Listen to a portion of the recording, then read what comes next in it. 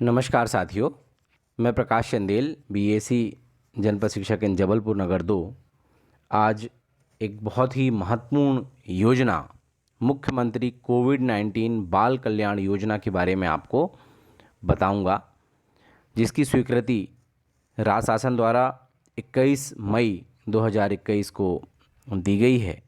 आज इस पत्र को हम गहराई से देखेंगे और इसके सभी पहलुओं को समझेंगे ताकि अधिक से अधिक बच्चों को इसका लाभ प्राप्त हो सके। तो चलिए देखते हैं। इस योजना का नाम मुख्यमंत्री कोविड-19 बाल कल्याण योजना है। इस योजना का उद्देश्य कोविड-19 से अनेक परिवारों में आजीविका उपार्जन करने वाले माता पिता की आकस्मिक मृत्यु हुई है। ऐसे प्रभावित परिवारों के बच्चों को शासकीय सहायता दी जाने की आवश्यकता है।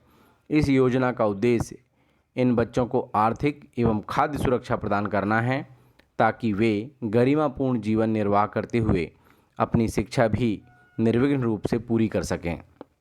योजना का विस्तार पूरे मध्य प्रदेश में यह योजना लागू है और परिवार, इसमें कुछ शब्द परिभाषित किए गए हैं। परिवार से अभिप्राय पति पत्नी और उन पर आश्रित बच्चों से है। बाल हितग्राही से अभिप्राय है ऐसे बालक बालिका जिनकी आयु 21 वर्ष या उससे कम है, परंतु स्नातक में अध्ययनरत रहने की स्थिति में 24 वर्ष या स्नातक पाठ्यक्रम की निर्धारित अवधि तक इनमें से जो भी कम हो, और जिनके यानी बच्चों की स्थिति में यदि वे पढ़ाई नहीं कर रहे हैं, स्नातक नहीं कर रहे हैं तो 21 वर्ष तक, और यदि वे पढ़ाई कर रहे हैं, स्नातक अभी कर रहे हैं वर्तमान में, तो 24 वर्ष तक बाल हितग्राही के रूप में उन्हें लाभ दिया जा सकेगा। माता पिता की कोविड-19 से मृत्यु हुई हो या माता पिता का निधन पूर्व में हो गया था तथा उनके वैधानिक अभिभावक की कोविड-19 से मृत्यु हुई हो, माता पिता में से किसी एक का पूर्व में निधन हो चुका हो किसी भी बीमारी से तथा अब दूसरे की कोविड-19 से मृत्यु हुई है। कोविड-19 से मृत्यु का अभिप्राय ऐसी किसी भी मृत्यु से है जो 1 मार्च 2021 से 30 जून 2021 तक की अवधि में हुई है। यहाँ पर बहुत सारे लोगों में भ्रांतियाँ हैं कि क्या इसका लाभ केवल उन बच्चों को मिलेगा जिनके मृत्यु प्रमाण पत्र में कोविड-19 लिखा है, तो बिल्कुल नहीं।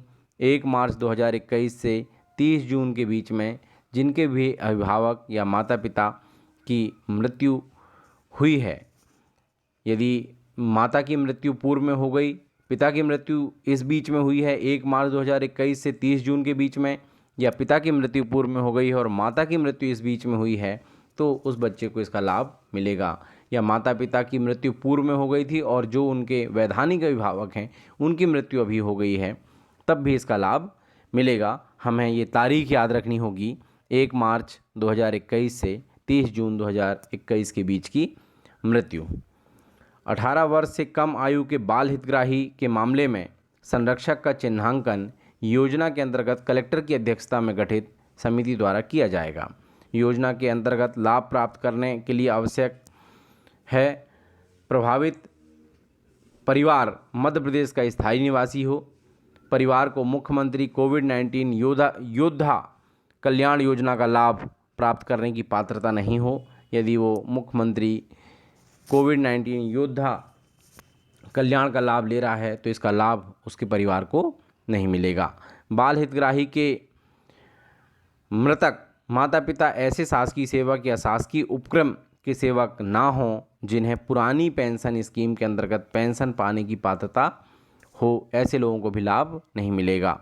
बाल हितग्राही जिनके माता पिता अभिभावक की कोविड-19 से मृत्यु होने से वे अनाथ हो गए हैं को निम्नांकित सहायता की पात्रता होगी। अब हम यहाँ समझेंगे कि ऐसे बाल हितग्राही जिनके माता पिता या अभिभावक की मृत्यु कोविड-19 से हो गई है। माता पिता के केस में ये है कि माता और पिता दोनों की मृत्यु हो गई हो, चाहे एक की पूर्व में हो गई हो या दोनों की अभी हुई हो, या मतलब बच्चा अनाथ हुआ हो, तभी इसका लाभ मिलेगा। अभिभावक कि इसमें भी यदि अभिभावक की मृत्यु हो गई हो तो उसका लाभ मिलेगा। क्या लाभ मिलेगा? तो आर्थिक सहायता में प्रत्येक बाल हितग्राही को रुपये 5,000 प्रति माह की सहायता दी जाएगी। प्रत्येक बच्चे को 5,000 रुपये प्रति माह की सहायता मिलेगी। यदि बाल हितग्राही की आयु 18 वर्ष से कम है तो सहायता राशि चिन्हांकित संरक्षक व बच्चे के संयुक्त खाते में जमा की जाएगी। 18 वर्ष की आयु पूर्ण करने के उपरांत उनके व्यक्तिगत खाते में राशि दी जाएगी। खाद्यान्न सुरक्षा, ये तो हो गई आर्थिक सुरक्षा कि 5,000 रुपये प्रति माह उस बाल हितग्राही को राशि दी जाएगी, सहायता राशि। खाद्यान्न सुरक्षा क्या प्राप्त होगी? तो प्रत्येक बाल हितग्राही तथा उपरोक्त कंडिका 5.1 में नियुक्त उनके संरक्षक को राष्ट्रीय खाद्य सुरक्षा अधिनियम के अंतर्गत निःशुल्क मासिक राशन सहायता प्रदान किया जाएगा। ऐसे परिवार की सूची जिला कार्यक्रम अधिकारी महिला एवं बाल विकास विभाग द्वारा पात्रता पर्ची जारी किए जाने हेतु जिला खाद्य अधिकारी को उपलब्ध कराई जाएगी। प्रत्येक ऐसे हितग्राही को राशन भी मासिक रूप से निःशुल्क प्रदान होगा। शिक्षा सहायता क्या होगी? शिक्षा सहायता निम्नानुसार देय होगी। स्कूल शिक्षा, इस योजना के अंतर्गत बाल हितग्राही को अध्ययन हेतु निम्नानुसार सहायता दी जाएगी। कक्षा 1 से 8 शासकीय विद्यालयों में बाल हितग्राही को निःशुल्क शिक्षा प्रदान की जाएगी। जो बाल हितग्राही निजी स्कूलों में आरटीई प्रावधान अंतर्गत अध्ययनरत हो या आगे होंगे का शुल्क सीधे ही संबंधित स्कूल को प्रदान किया जाएगा। यदि बाल हितग्राही आरटीई कोटे से पृथक निजी स्कूलों में अध्ययनरत है या होंगे, उनका आरटीई प्रतिपूर्ति सीमा तक संबंधित बाल हितग्राही को राशि दी जाएगी। यानी ऐसे बच्चा यदि शासकीय स्कूल में पढ़ता है तो पूर्णतः निःशुल्क पढ़ेगा।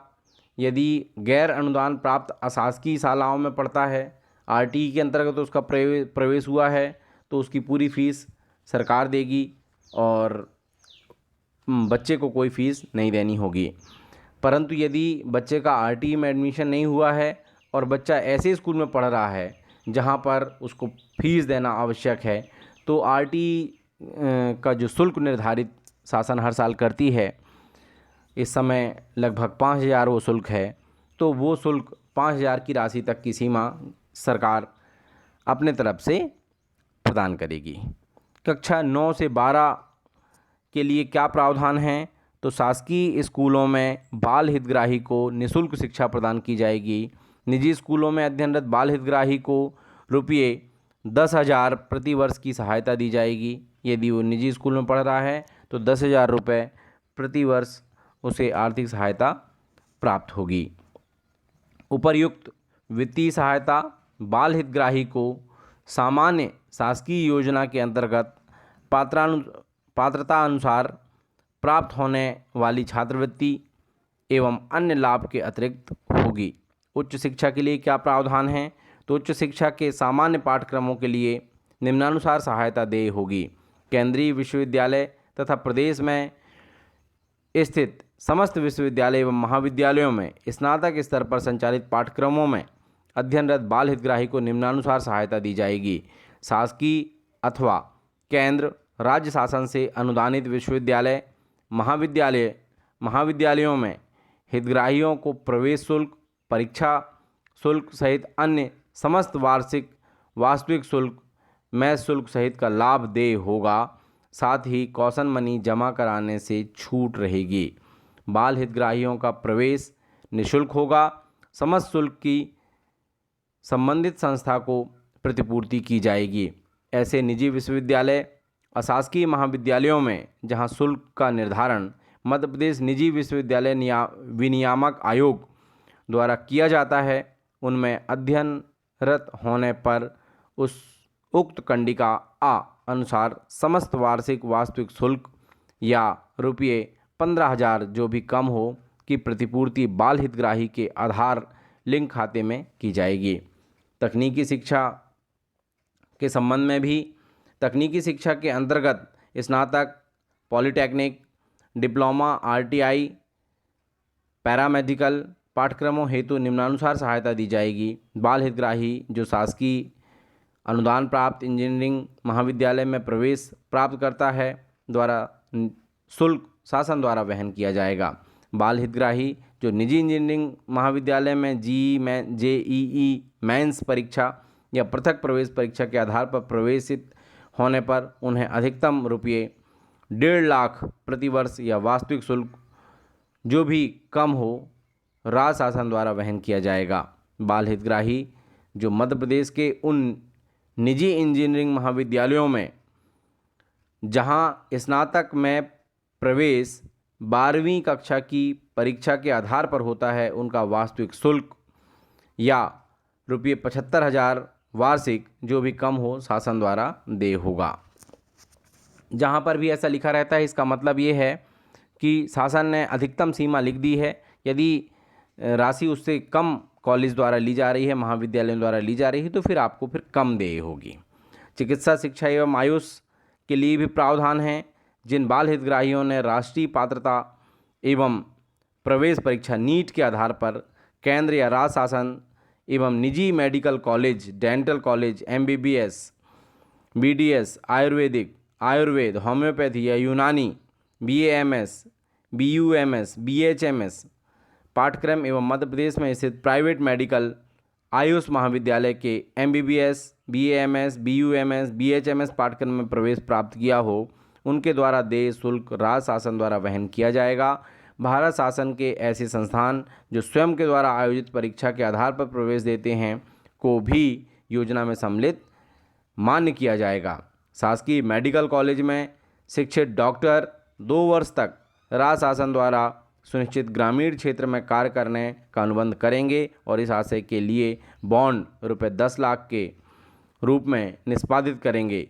प्राइवेट कॉलेज में यह अवधि 5 वर्ष तथा बॉन्ड राशि रुपये 25 लाख होगी। विधि शिक्षा यदि बच्चा कानून की पढ़ाई करता है, CLAT Common Law Admit Test अथवा स्वयं के द्वारा आयोजित परीक्षा के माध्यम से राष्ट्रीय विधि विश्वविद्यालयों NLU एवं दिल्ली विश्वविद्यालय में 12वीं कक्षा के बाद एडमिशन वाले कोर्स के बाल हितग्राही द्वारा देय शुल्क राज्य शासन द्वारा वहन किया जाएगा। भारत सरकार राज्य सरकार के समस्त विश्वविद्यालयों संस्थानों में संचालित ग्रेजुएशन प्रोग्राम एवं इंटीग्रेटेड पोस्ट ग्रेजुएशन प्रोग्राम एवं ड्यूल डिग्री कोर्स जिसमें मास्टर डिग्री के साथ बैचलर डिग्री भी सम्मिलित है कि बाल हितग्राहियों द्वारा देय शुल्क राज्य शासन द्वारा वहन किया जाएगा। राज्य शासन के समस्त शासकीय एवं अनुदान प्राप्त महाविद्यालयों विश्वविद्यालयों में संचालित समस्त स्नातक एवं राज्य शासन के उच्च शिक्षा विभाग के अंतर्गत पॉलिटेक्निक महाविद्यालयों में संचालित समस्त डिप्लोमा पाठ्यक्रमों एवं ITI ग्लोबल स्किल पार्क को सम्मिलित मानते हुए को योजना के अंतर्गत सम्मिलित किया जाएगा। शासकीय चिकित्सा महाविद्यालय अथवा उनके अधीन संचालित पैरामेडिकल साइंस के डिप्लोमा डिग्री एवं सर्टिफिकेट पाठ्यक्रम में प्रवेश प्राप्त करने वाले बाल हितग्राही द्वारा देय शुल्क राज्य शासन द्वारा वहन किया जाएगा। योजना के अंतर्गत उच्च शिक्षा हेतु विभिन्न संस्थाओं को देय शुल्क के रूप में प्रवेश शुल्क या वास्तविक शुल्क जो शुल्क विनियामक समिति द्वारा मध्य प्रदेश निजी विश्वविद्यालय विनियामक आयोग अथवा भारत सरकार राज्य शासन द्वारा निर्धारित किया गया है का ही भुगतान किया जाएगा तथा कॉशन मनी जमा कराने में भी छूट प्राप्त होगी। इस योजना के अंतर्गत पात्र विद्यार्थी जो पूर्व से ही किसी पाठ्यक्रम में अध्ययनरत हैं उन्हें भी योजना लागू वर्ष से लाभ प्रदान किया जाएगा। यह स्पष्ट किया जाता है कि बाल हितग्राही को उच्च शिक्षा हेतु किसी पाठ्यक्रम में प्रवेश पाने पर उस पाठ्यक्रम के लिए निर्धारित वर्षों के लिए ही शिक्षा प्राप्ति संबंधी लाभ प्राप्त करने की पात्रता होगी। महिला एवं बाल विकास विभाग द्वारा संस्थानिक सहायता तो ये 18 वर्ष से कम आयु के ऐसे बाल हितग्राही जिनका कोई घर या निश्चित निवास स्थान नहीं है और जिनके जीवन निर्वाह के लिए कोई दृश्यमान साधन नहीं है अथवा कोई भी संरक्षक उनकी देखभाल करने हेतु इच्छुक नहीं है, ऐसे बाल हितग्राही को संरक्षण, भरण पोषण, शिक्षा, चिकित्सा सहायता एवं पुनर्वास हेतु बाल कल्याण समिति द्वारा देखरेख एवं संरक्षण के लिए जरूरतमंद बालक घोषित किया जाकर प्रदेश में संचालित बाल देखरेख संस्था में प्रवेश सुनिश्चित कराया जाएगा।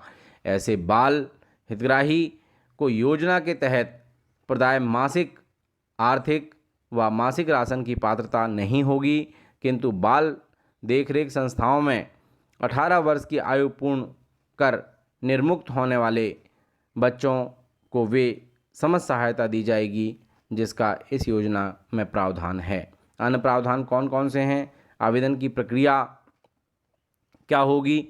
तो योजना अंतर्गत सभी आवेदन दस्तावेज सहित योजना के लिए निर्मित portal covidbalkalyan.mp.gov.in COVID Covid BAL बाल KALYAN kalyan.mp.gov.in पर ही प्राप्त किए जाएंगे। आवेदन की प्रक्रिया पूर्णतः निःशुल्क होगी।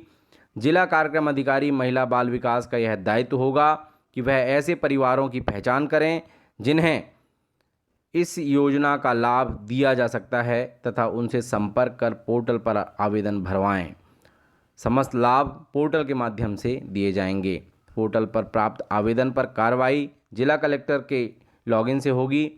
प्रकरणों की स्वीकृति अनुमोदन जिला स्तर पर गठित निम्नानुसार समिति करेगी, जिसमें जिला कलेक्टर अध्यक्ष होंगे, CO जिला पंचायत सदस्य होंगे, CMHO सदस्य होंगे, DPO महिला बाल विकास इसके सदस्य सचिव होंगे, उप संचालक सामाजिक न्याय सदस्य होंगे और जिला शिक्षा अधिकारी सदस्य होंगे। योजना के तहत गठित समिति के अनुमोदन पश्चात सहायता प्रदान करने के आदेश समिति के सदस्य सचिव के द्वारा जारी किए जाएंगे। सदस्य सचिव यानी महिला बाल विकास के जिला कार्यक्रम अधिकारी के द्वारा। शासन की अन्य योजनाओं का लाभ। मुख्यमंत्री कोविड-19 बाल कल्याण योजना का लाभ बाल हितग्राहियों को शासन की अन्य योजनाओं के अंतर्गत दे लाभ के अतिरिक्त होगा, किंतु बाल हितग्राही को शिक्षा शुल्क आदि का दोहरा भुगतान किसी अन्य योजना से नहीं होगा। योजना के क्रियान्वयन के लिए यानी जो ऐसे बच्चे जिनको बाल हितग्राही के अंतर्गत शिक्षा से अनुदान प्राप्त हो रहा है, उन्हें अन्य किसी भी प्रकार की स्कॉलरशिप, छात्रवृत्ति या आर्थिक सहायता प्राप्त नहीं होगी। तो साथियों, यह बहुत ही महत्वपूर्ण योजना है और बहुत ही ज़रूरतमंद बच्चों को इसका लाभ दिया जाना है। अतः समस्त साथियों से जिन्होंने भी ये वीडियो देखा है अंत तक, उनसे अनुरोध है कि इस योजना का प्रचार अधिक से अधिक लोगों तक करें ताकि ज़रूरतमंद बच्चों को इसका लाभ